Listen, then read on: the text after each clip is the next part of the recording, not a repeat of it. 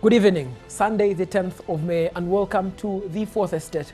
We're still doing the show from inside of our homes because of the restrictions on movement in regulation of the COVID-19 virus. This week on the show, we will talk to the Observer founder, Pius Mutekani Katunzi, about how the paper, which was founded as an investigative paper, is coping with the times of COVID-19.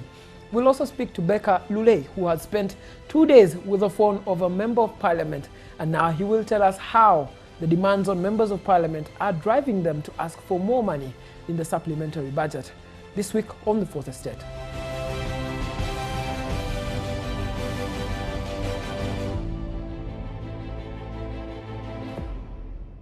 Now, for 16 years, the Observer newspaper has stood out as a premium independent investigative journalism paper. Its founder, Kevin Aliro, found it to be so. But over the years, the paper has overcome multiple challenges to be able to stay in the market. This week, we spoke to their founder, Pius Mutekani Katunzi, who tells us about how the paper has had to change both its advertising models and its financial models to be able to survive. For 16 years, the Observer newspaper has stood as an inviolable investigative newspaper in Uganda. Niched in brave headlines and taking on juggernaut powerful politicians, the once tri-weekly has carved out its space in the Ugandan print industry. It owes in part its legacy to the powerful, no-nonsense former founding editor Kevin Aliro, who in the rostrums of Uganda's journalism needs no introduction. But it also owes its other successes to the fine print of editors like James Tumsime, Richard Kavuma, a winner of a CNN Journalism Award, and Semo Junganda, now a legislator. But like all print products in the media space, it has taken the last years of hits with stride. Declining circulation revenues have hit the paper hardest. An Ipsos report measuring print circulation in Uganda noted that the number of national paper readers for 7 days declined from 29% in 2010 to a paltry 8% in 2019. A switch to advertising revenue wasn't any better, as traditional print shed chunks of its revenue to emerging online media. The paper has also suffered two different break-ins that have set it back a fortune. But regardless, members like Pius Mutekani Katunzi are keeping the torch alive. What was the founding idea for the Observer newspaper? Observer was founded in 2004, specifically in February, by a group of journalists who were then working with the Monitor before it became the Daily Monitor. And the founding managing editor was one of the directors at the Monitor called Kevin Aliro.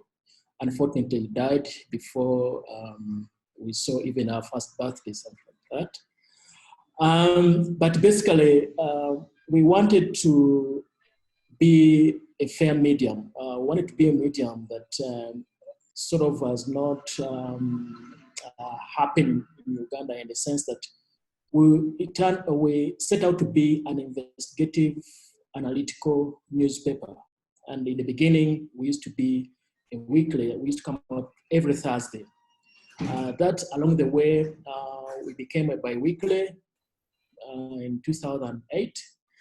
Then from 2010, we became a tri-weekly. But then again in 2017, we went back to a weekly, and we decided to concentrate what would have been like kind of breaking news, daily news, concentrate on the website that is on the Observer online. And we decided that we shall be an analytical and investigative newspaper, which will be coming out every Wednesday. So since then, we have been kind of offering journalism as a public good, in the sense that we are a public good and also a public cause. That if there's a cause, let's say if there's corruption, and we want to investigate corruption, we will do that. One of the examples of our public good was when the world launched the when the word launched, I'm forgetting. But anyway, what I was going to say to NMGs, when they launched the NMGs, we decided to go and investigate and see how far has this project or this program gone, penetrated in the people who are supposed to benefit from art. And then we had a senior journalist in the names of Richard Kavma, who went and investigated, and we discovered so many things. Some things had gone well, some things had not gone right, but you see, our intention was not really to expose only the bad things, but we wanted to expose the progress of the project. And that those series of articles were very successful in that even Mr. Kavuma won a CNN award for reporting that. And there have been so many others. We reported about we did an investigation about the crash in which the former president of South Sudan died, Mr. John Garang, and I think it was a series of articles where we went beyond what other media done, and this kind of has put us on a kind of a different profile. So basically, we are not a mass saturating newspaper. We can't claim to be that, but we are an investigative, analytical newspaper, and that has been our niche. And one of the things actually, which I'm very proud about, is we kind of introduced the education niche. Whenever exams were released, be it primary, second or HSC, we went behind the people who are behind the exams. That is the students, the teachers, and we analyzed the performance of students, and we discovered that other people also, other media came on and started also analyzing and investigating some of it. So it became a kind of thing that every media house must do whenever exams are released. But basically that was our initiative. Yeah, so we've been soldiering on up to date. We are still closed. You know? What happens that on the day the president announced the curfew and the day the president announced those directives, it happened to be a Monday, and we go to print on Tuesday. So that Tuesday, we are unable, some of the staff were unable to come to office to be the market. And up to now, we are still producing a newspaper, still on the street. We've just concluded the Press Freedom Day. And one of the things that everyone has been talking about is the viability of the media. As a business model, a lot of media houses are established along advertising revenue as the driver for growth. When you run an investigative like Observer, you're going to annoy a lot of advertisers in the market. How has that been for the Observer, using the advertising model to run a newspaper? Thank you, Raymond. As you know, the newspapers world over have been relying on advertising for their revenue. Street sales, basically, and online subscription don't fetch much. But I think one of the things that makes us viable is the trust.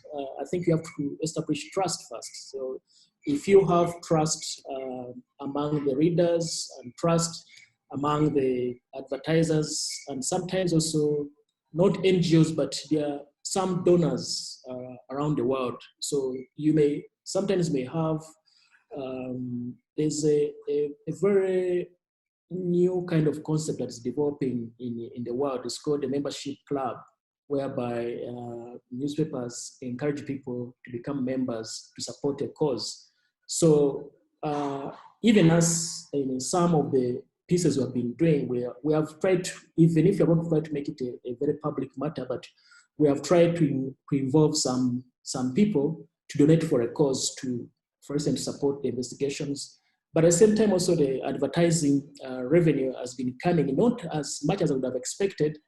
Of course, we have annoyed some people along the way, but I think there's trust along the way, and when people trust you, then they will support you in a way that is supposed to be trust. But About viability, I think the media houses have to think about new areas of sustaining themselves. And one of the areas I think which could sustain an organization like ours is to turn the newspapers into some sources of knowledge. For instance, you could do a research. So what you do, you make a proposal to some organizations which can support your research, and then you do your investigations, and those stories will be sponsored or will be paid for. And if they're paid for, then you have money to sustain your reporters, and you have money to run the business. But I think also running a newspaper as a business is becoming a bit difficult, because we have, I think the time has come when we have, I think, to kind of shift away from there and stop looking at profits, but looking at what can sustain you.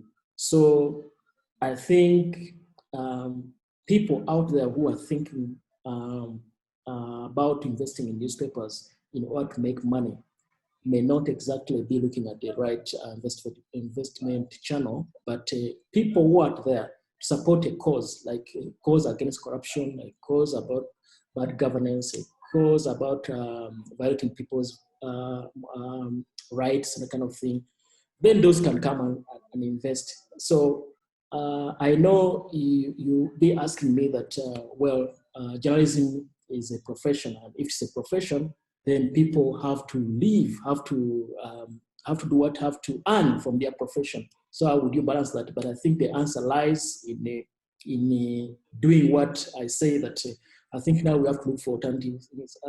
We should be thinking about initiating things like the membership club, as I talked about, that, you know, we establish a kind of a stream, a revenue stream called membership, where people come and donate to support a cause. Let's say there's a matter like in Amuru, there's a land conflicts.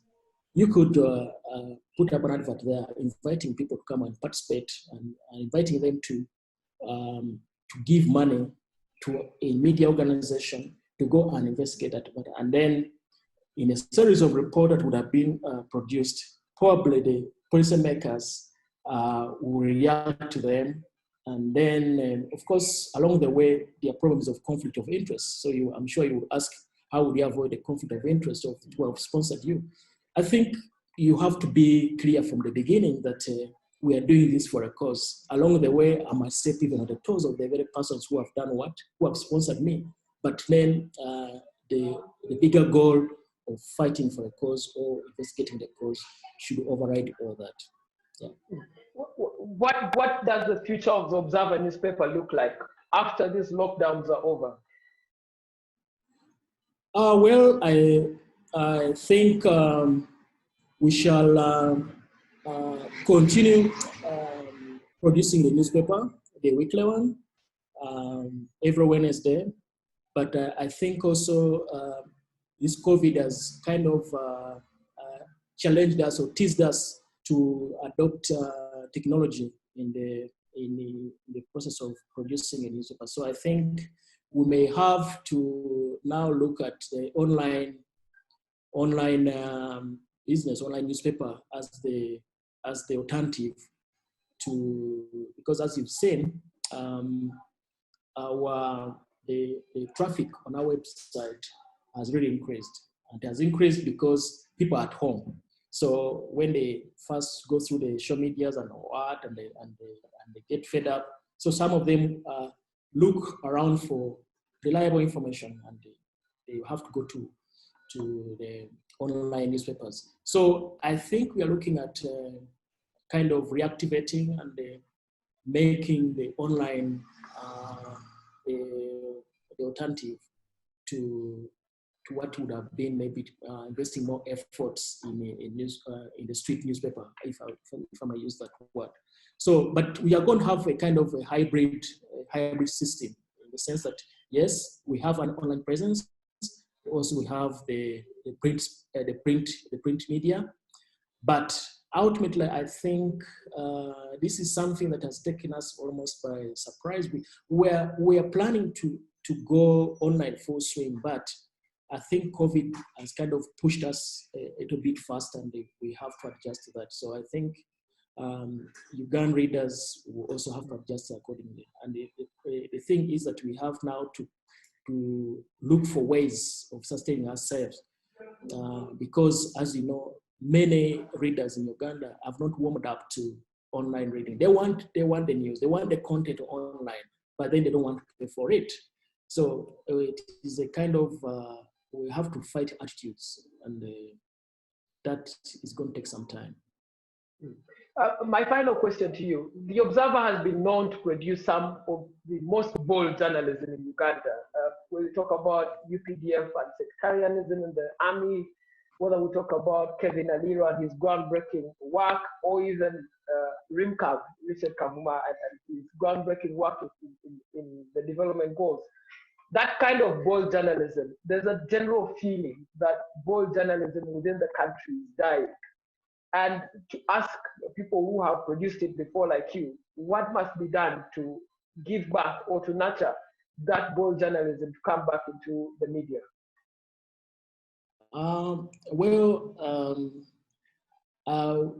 Yeah, in a way, it is true that some people are moving away, and it creates a very, very big void, which sometimes is very difficult to fill. But the thing is that Uganda is not short of talent, and people are still interested in good journalism. We still have people who can do that kind of work, and we shall continue attracting young talent.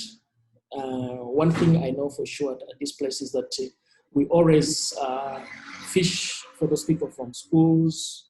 They come and they're trained, and then one thing you have to remember is that, well, this is a profession, but at the same time, it's a profession that must be coupled with passion. If somebody really runs out of energy, you can't do so much. You can only pray that maybe. So you have to have somebody who's still passionate about his job. And I really want to think that Uganda is not short of talent. There are people who want to come along. You never know. Now that we are looking at faster processing ways of producing a newspaper like the online, we shall continue being an investigative newspaper, but we shall also continue training, fishing out for the talent. And I don't want to, if you remember, like a country like Kenya, some journalists have been leaving, someone leaves Nation Media, it goes to Standard, leaves Standard, goes back, something like that. So even those who have left the Observer and what have gone somewhere, do maybe PR work or do that kind of thing, I wouldn't be surprised if some of them came back later. And this can also, and even where they are, some of them are still encouraging young people to take over the mantle. So it's not all that bad. I think we still have a chance to turn around journalism profession. That was Pius Mutekani Katunzi, a founder of the Observer newspaper, telling us how the paper has had to cope through the challenges of its 16 years of existence as an independent primary newspaper. Now, we take a break, but when we return, we talk to Becca Lule, who held the Member of Parliament's phone for 2 days, and the calls were unrelenting.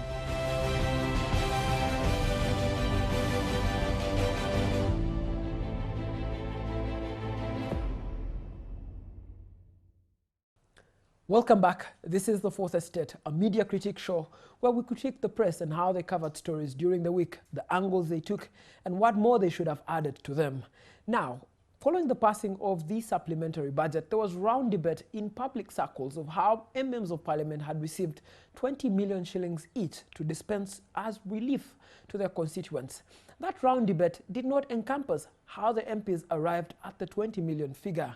Becca Lule Bate, who works with the Observer newspaper, spent some time with a member of parliament's phone to analyze just how much they were inundated with requests from their own constituents. We spoke to him about how he covered that story.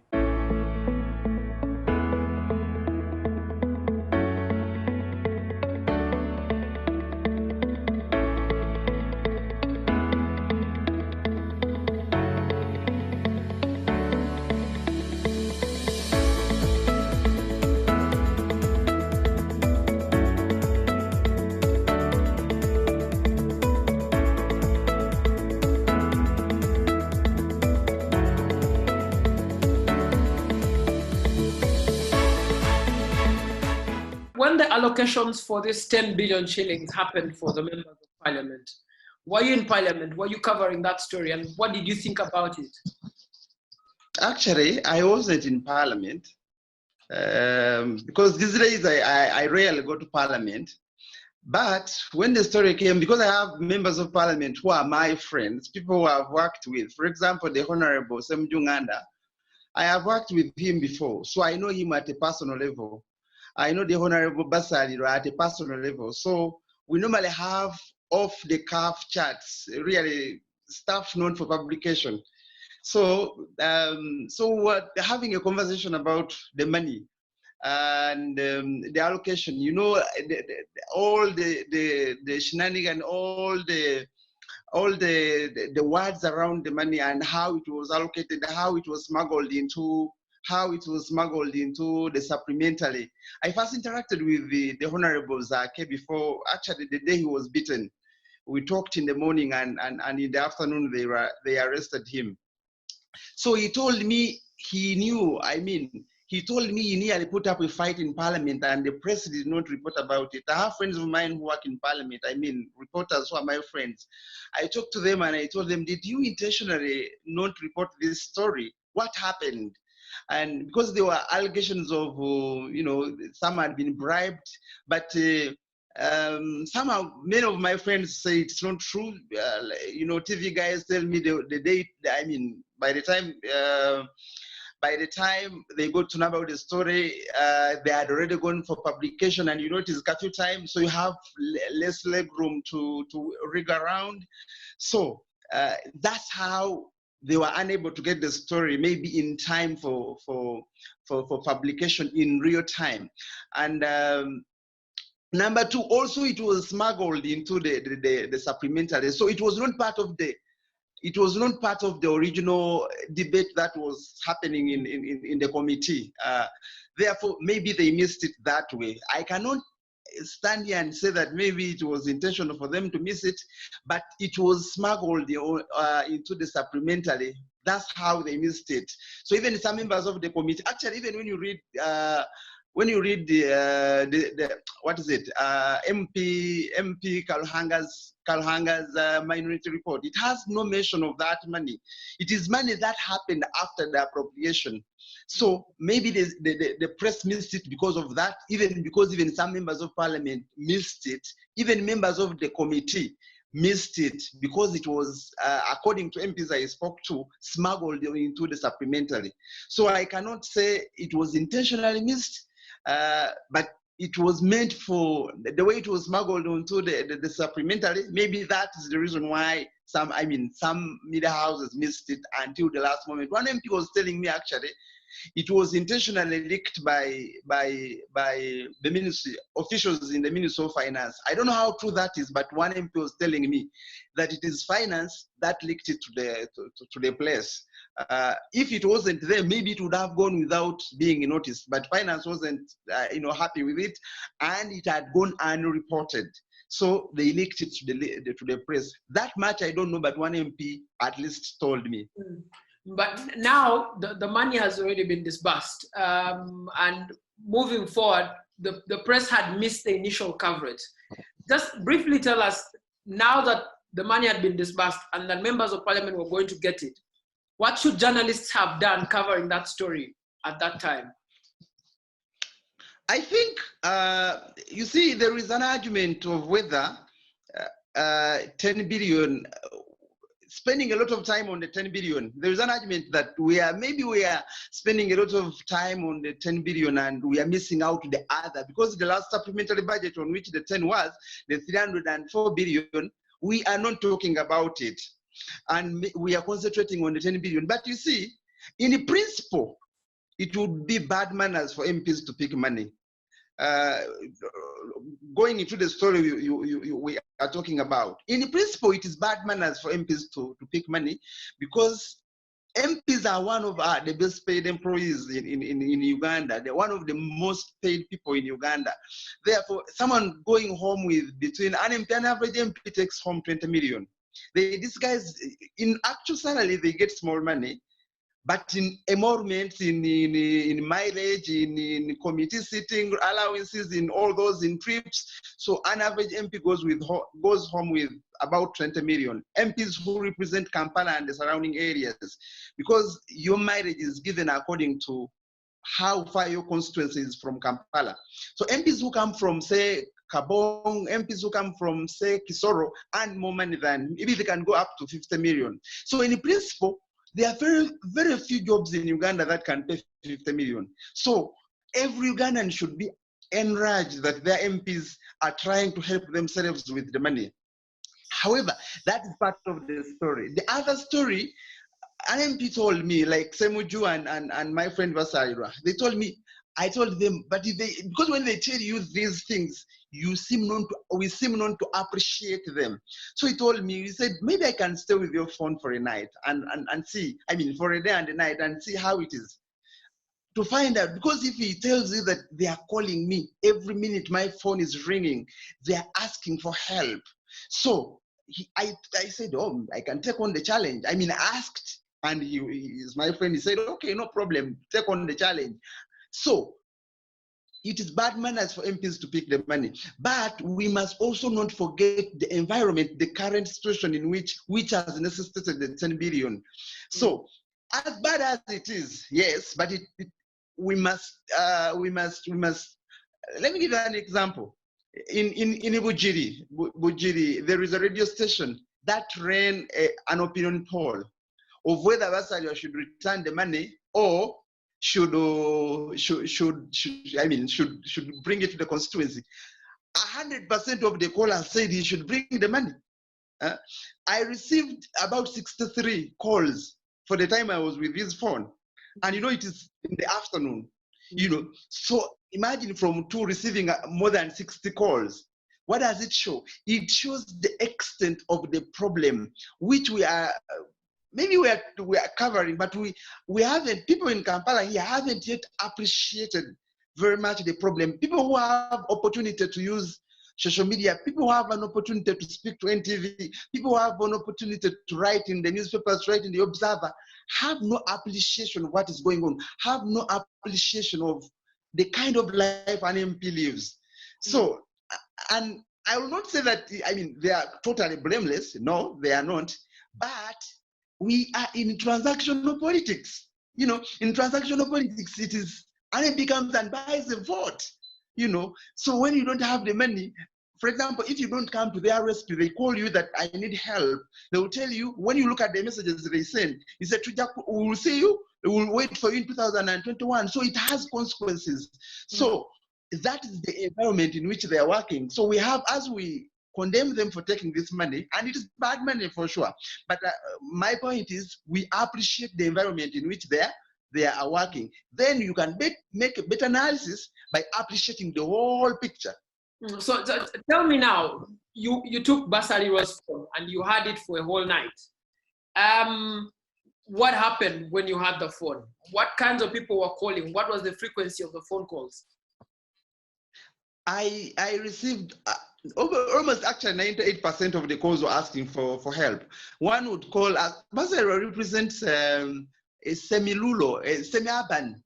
It is partly part of the constituency is urban and part of it is rural, and it is a small constituency, by the way. Now, the kind of, and for the benefit of the viewers, most of the people in this constituency are Muslims.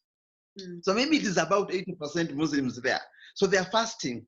Now, all the calls all the calls, I mean, about 80% of all those calls were, Honorable, we are fasting, I need some money for breaking my fast. Honorable, I need some money for daku. Daku is the meal taken at night, I mean, at around for before someone fasts. So those are the kinds of those are the kind of calls that I would get. And all of them, one would send some, for example, one said that, you know, I am stuck, I have nothing to feed my children, see what you can do for me.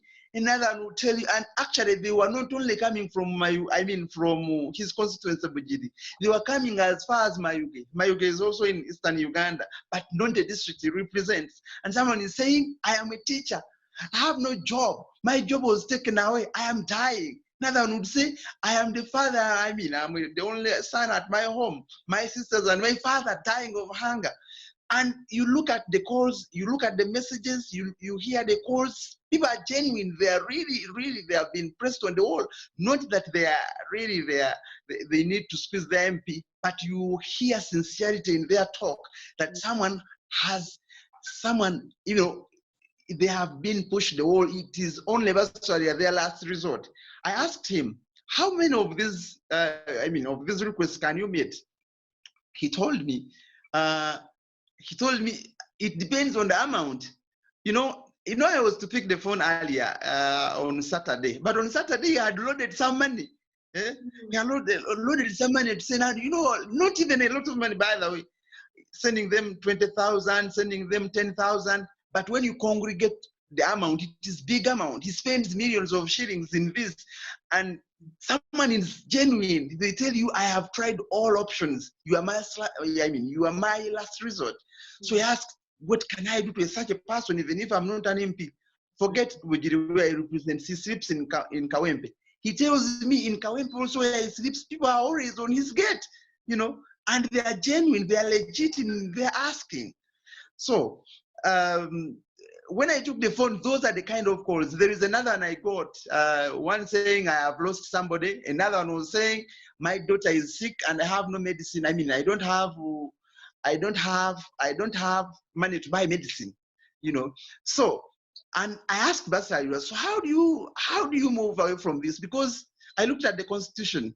There's no mention of where an MP can become, can do these things they ask them to do. And he tells me, the explanation is, for example, when you make a bill, say you have made an act, you have passed an act, say on money laundering. How will money laundering act you've passed? How will it affect? How does it benefit the people of Bujiri? They will ask you, China Chako, he has done nothing. They want things that impact on them, on their lives on a daily basis. It doesn't matter. He will tell you, ask me, you know, we have had MPs, very good MPs, Ben Wacha, Livingston, Okelo, Agra, Ori. They lost elections because they want to be the conventional MP, the MP who who gives in the views. So, but those ones, the people on the ground cannot translate your legislative roles. Cannot link your being there and your legislative roles. They need things they can touch. So that's the problem. So if I could ask you, what role can journalism play to bridge the gap between these voters who are asking a member of parliament for money every day, money that he doesn't have? What gap can the media play in bridging the gap between the voters' expectations and the MP's actual demands for legislative work? You see, for me, I think we should increase on our level of demanding, because all of us pay to government. All of these people pay to government. All of us pull our money and give it to government to do these things. Because the person who is in Bujiri hospital asking for money to buy medicine, if there was money, if there was medicine in that hospital, probably they would not be calling the MP. At least if they call them, it would be for something else, not for medicine. I think we should increase on scrutinizing the role of government.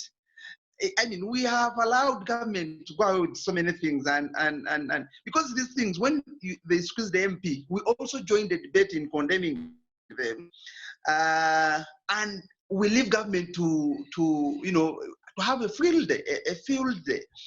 If, for example, an MP, they are bombarding them with that, and the MP tomorrow comes out and says, I mean, the president tomorrow comes out and says this, the following day, the story we will carry is the president ostracizes MPs for accepting 20 million, for taking 20 million in the current problem. But listen to this. You have parliament, I mean, you have the executive that has appropriated money to RDCs, about 55 million, and to districts about 150 something million. Now, you are facilitating the executives to do the job, and they are not doing the job. But the actual person, the people on the ground, sees the MP. So maybe we should increase on asking for accountability on how government uses this money, on how government, because you see, an hospital, I know the media does a lot of work. The reason we're having this discussion is because we know that when we say these things, they have impact on the ground. If we increase on demanding accountability, on demanding for value for money, for example, where did the 304 billion go? Where did it go? We should be asking these questions, and like the speaker was saying the other day. Yes, they have a problem in appropriating money. I mean, because it is them who appropriated this money. But we shouldn't forget also that these are also estimates of government. And you know that a budget is a political tool by the executive. So, and you know, when you look at the Public Finance Act, it actually tells you how much parliament can vary budget. You know, to what percentage it can vary budget. So a budget is a political tool of the executive. Therefore, before you look at parliament, look at the executive that has presented this budget. You know, we should be doing more. I know the budget is a big thing. They will bring figures that dazzle us, and maybe we want a quick story. NTV wants to run a story and arrive at 9, but he has a voluminous, a voluminous book to look at the budget. The budget is so voluminous to scrutinize. I think we should be paying more attention to the figures. I think we should be asking more questions on how this money is appropriated and how it is used.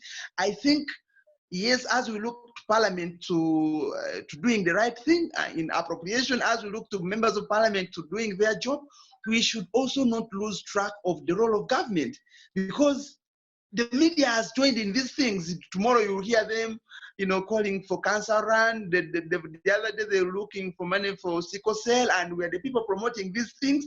And you ask yourself, where is government in all these things? We are crowdfunding for government. You know, you ask themselves, so where is the government in people's lives? Why are we promoting cancer run? Yet we know that it is the responsibility of the state to provide these services. I think we should be doing more on putting government to task to explain these monies. It is not only if the amount of pressure you put these members of parliament to explain, it is the same amount of pressure we are putting government. Maybe we'll be having different results, but I don't know. Maybe it is also by design that the executive gets a way of deflecting criticism from its side and returns it to parliament. Maybe we should be looking more to where our money goes and how it is spent, not only by parliament, but by the executive that draws up this budget. Because remember, budget is a document of government, and it is the one which says that I want to spend this. And they even brought a law that restricts how much they can vary that budget. So I think we should be looking more where the president, for example, if you are spending 2 billion, you know, on the president every day, does that president really, do we really need to amplify a president ostracizing MPs for taking 20 million? If he's spending billions, should we not be looking more to the other guy who we are paying to do exactly, to spend our money, than looking at this one moving out with the very small monies? Yes, it is all money, but when you look at the options, which option should we be paying more attention to? All right, my final question to you, and in a few minutes, the role of the Uganda Parliamentary Press Association in this. Many of the journalists who work at Parliament belong to UPPA. And it's really the job of many of the parliamentary reporters to make this more clear in terms of holding government to account. One of the best frontiers is UPPA. What role do you think that UPPA should have played in reporting this story? Raymond, there are two things for me. You see, it is good to remain on a beat for a long time. You understand it better and you can report it better. A person who has reported, I normally watch American television. You find a guy who has reported on the White House, I mean, from 1970. You know, so he understands how the White House ran. Someone has been in Congress for 30 years reporting in Congress, but there is another downside to it, that sometimes when you overstay in a place, you become part of that place. So some member, I know some journalists who report in Parliament. I was accredited to work in Parliament, and sometimes I go there, sometimes I don't, because I don't like sitting a lot. But there are some reporters who have started seeing themselves as members of Parliament. So in the end, they become part of the story. And when you become part of the story, it becomes hard to report it. Whenever you entangle yourself, whenever you see yourself as part of the story, it becomes hard for you to report that story. I think in other countries it works where a person is on a beat for a long time and they master it. But in our case, sometimes when you overstay on a beat, you become part of the story. And because they call you, hello, Baker, my friend, you see, don't run that story. Because you've been with these MPs, they're your friends, and it becomes hard for you to write anything negative about them. So I think UPPA, Uganda Parliamentary Association, Reporters Association, I think they should try to distance themselves from the story, from members of Parliament. They should stop seeing themselves as part of Parliament. I remember that story where they even wanted Parliament to start facilitating them. So how will you report about people who are facilitating you to do a story? So I think media houses in Uganda, it is not a spirit that has started to develop. But I think the rationale, it was political, but for changing, often people who report in Parliament, the rationale was good, only that it was political. But in the circumstances, I think we should start thinking of maybe more often than not, sending other people to cover Parliament. So that, because some of them, I'm not saying all of them, they are really good people. My friend, Herbert as well, they are really good people covering there. But others, they see themselves as someone will call you for the small time I worked there. Someone from Parliament will call you to tell you, please don't run that story, because they see themselves as part of the story. I think these journalists in Parliament should really, really, really, really, really, as a matter of importance, try to distance themselves from the story. You have friendship with members of Parliament, no problem, because a reporter without sources is really as good. A reporter is as good as the sources they have. But whenever you try, there must be a limit. I mean, there must be a gap between, there must be some, some distance between you and your source. I mean, the people you report, so that you don't see yourself as part of them.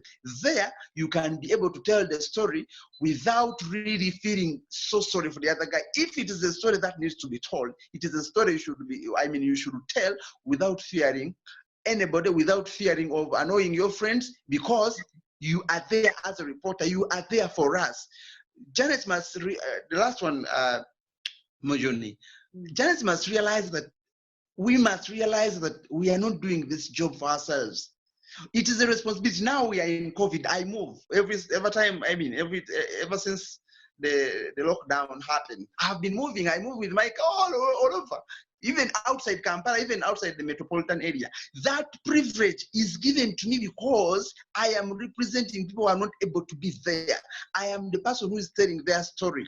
Therefore, when I become part of that story, it becomes a problem. It becomes hard for me. We have been given a responsibility by the public. Please, we should be doing it. And, we should try as much as possible. I know it is hard, but we should try to have a distance between us and our sources. All right, thank you so much for speaking. Thank you. That was Baker Lule Bate, who is from the Observer newspaper, on how he covered that story. Of course, the Fourth Estate remains here as a media critique show to cover the angles within which the press covers their stories, to find out how they could have covered them better, but also to improve the media space in Uganda. And as we sign out today, though, we leave you with Jacob Olanya, the Deputy Speaker of Parliament, and the 1,000 ways in which he could arrive at Parliament. He showed up in the most unexpected of them, with a bike.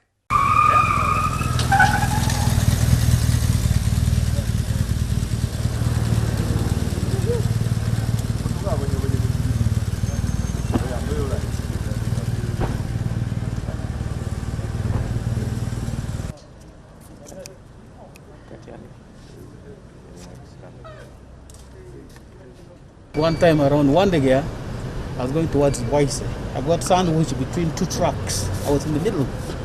Actually, the bodies of the trucks almost touched my bar.